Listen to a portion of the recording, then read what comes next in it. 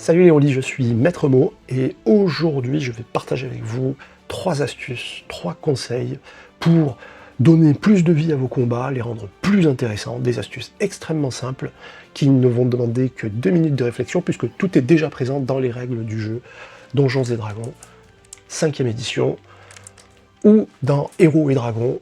Bon, vous voyez de quoi je veux parler, hein. Le combat, c'est ce moment fatidique où vous balancez la phrase « Faites-moi un jet d'initiative ». Bon, alors à partir de là, les amis MJ, vous pouvez oublier toute la bienveillance de vos joueurs. C'est terminé, c'est fini. À partir du moment où vous avez prononcé ce mot, cette petite phrase, vous les avez perdus. Oui, vous voyez bien de quoi je veux parler. Leurs yeux s'injectent de sang, ils se mettent à trembler. Ils se saisissent de leur dé 20 et à partir de là, leur objectif est extrêmement simple. Dézinguer vos monstres, vos PNJ de la façon la plus brutale, la plus efficace et la plus spectaculaire possible. Bon, mon premier conseil en fait, il est extrêmement simple. Évitez d'envoyer vos monstres les plus importants, votre monstre le plus important, celui pour lequel vous avez préparé la rencontre ultime du scénario, évitez d'envoyer ce pauvre monstre seul face à votre groupe de PJ. Seul, il ne tiendra pas. Donjons et Dragons, c'est un jeu à économie d'action. Donc si vous avez un groupe qui dispose de toutes ses capacités, qui n'a pas épuisé ses ressources, un groupe de 4 ou 5 personnages va venir à bout de créatures dont le facteur de puissance est même supérieur à la moyenne du groupe. Ça sera juste une question de temps, voilà. La créature seule ou le PNJ seul va concentrer toutes les attaques contre lui. Et si vous voulez vous convaincre de ça, c'est extrêmement simple. Prenez chacun des personnages du groupe et faites le calcul de la masse de dégâts que chacun peut produire en un round s'il réussissait toutes ses actions. Prenez la moyenne de chacun de ces dégâts et additionnez le tout. Ça va vous donner une sorte d'appréciation de la capacité de dégâts de votre groupe. Vous allez vous rendre compte qu'elle est extrêmement importante, en fait. Bien entendu, alors après l'aléatoire va intervenir, toutes les attaques ne toucheront pas, mais ça va vous donner déjà une appréciation. Si vous avez affaire à un groupe chanceux dont la plupart des attaques vont porter, voilà ce qui risque de se produire. Et si vous aviez prévu un monstre avec 25 points de vie, 30 points de vie, vous allez voir qu'en fait, face à un groupe qui n'a pas épuisé ses ressources, qui ne les a pas entamées, il ne va pas faire long feu.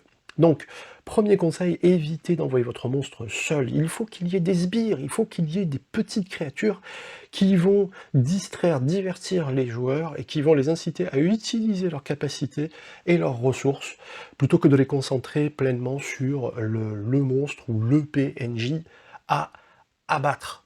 Voilà, ça c'est le premier conseil. Ne commettez pas cette erreur. Nous sommes, je sais, pétri de bonnes intentions, on a envie d'une rencontre qui ressemble à quelque chose qu'on voit dans les films, dans les séries, quelque chose qui claque, où on a ce méchant dragon là énorme, ou cette créature, cette grosse créature qui va affronter un groupe de valeureux aventuriers. Oui, et Donjons et Dragons est un jeu. Et en tant que tel, il y a des caractéristiques, des capacités, des jets de dés à prendre en compte. Et si vous ne voulez pas être déçu par cette rencontre, eh bien, pensez-y, faites en sorte que votre PNJ, votre monstre, ait des sbires.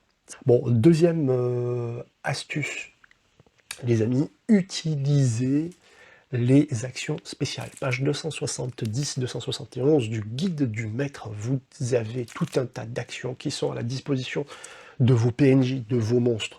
Bousculer, renverser, désarmer. Désarmer est une de mes préférées. C'est malheureusement ce qui arrive la plupart du temps. La plupart des MJ en fait utilisent tout simplement le stat block de la créature avec ses attaques telles qu'elles sont décrites et basta. Non, en réalité, il peut se passer beaucoup de choses dans un combat. Imaginez qu'un monstre tente l'action justement désarmer. Alors désarmer, c'est pas seulement arracher son arme à l'adversaire, c'est également lui arracher quelque chose qu'il tient, quelque chose qu'il porte. Donc imaginez un PNJ, un monstre qui arrive à arracher par exemple le focaliseur divin du clerc du groupe. Et oui, ça peut arriver. Comment va-t-il faire maintenant pour lancer ses sortilèges sans son focaliseur divin? Le combat prend une toute autre tournure, même pour le focaliseur du magicien, par exemple. Il devient urgent de récupérer le focaliseur. Et imaginez que ce focaliseur lui ait été arraché par une créature capable de voler. À ce moment-là, même contre des petites créatures, le combat prend une tournure beaucoup plus intéressante. Donc utilisez les actions, ne vous cantonnez pas uniquement à l'action agripper qui est décrite dans le manuel des joueurs. Il y en a bien d'autres qui sont très très très intéressantes. Page 270, 271 du guide du maître. Utilisez-les, c'est véritablement un ingrédient qui va relever tous vos combats. Alors troisième et dernier conseil, utilisez l'action aider. Alors l'action aider remplace en fait une attaque. Le PNJ ou le monstre qui fait, ou le PJ, qui fait l'action aider en fait, vient en aide, en soutien à un de ses alliés. Et donc du coup, l'allié en question dispose d'un avantage sur son jet. Donc il aura le droit de lancer un deuxième dé à la face, et on gardera le meilleur des deux scores. En gros, ça équivaut à peu près plus 5 sur un dé 20 de bonus, donc c'est considérable. L'action aider donne tout son sens justement à des créatures en nombre. Vous avez une créature qui va accomplir l'action principale, que ce soit attaquer, ou que ce soit par exemple bousculer, que ce soit par exemple grappeler, agripper. Et bien, si elle est aidée par un acolyte, paf, en avantage. Donc tout à coup, des créatures nombreuses, même à faible FP, deviennent tout à coup des créatures extrêmement intéressantes et potentiellement dangereuses pour le groupe.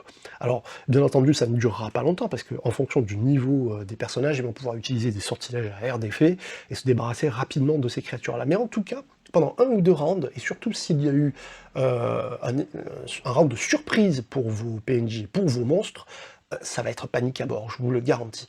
Essayez de surprendre vos joueurs avec un groupe de petites créatures volantes comme des méphites ou ce genre de créatures. Faites en sorte qu'elles soient nombreuses, que l'une aide l'autre pour arracher par exemple les objets des mains des PJ, et vous verrez que vos joueurs n'auront jamais vu ça, et ils vont être extrêmement surpris. Et vos combats, tout à coup, vont prendre une toute autre dimension. Bon ben voilà les amis, c'est la fin de cette petite vidéo. Je vous ai laissé 3 conseils donc pour essayer de redonner du souffle, de donner du souffle aux scènes de combat de votre scénario. J'espère qu'ils vous seront utiles. Alors n'hésitez pas à partager en commentaire, n'hésitez pas à me laisser des messages pour me dire ce que vous en pensez et quelles sont vos pratiques à vous pour faire en sorte que les combats soient plus animés, plus intéressants et plus vivants. En attendant, portez-vous bien, jouez bien, et je vous dis à très bientôt pour une nouvelle vidéo.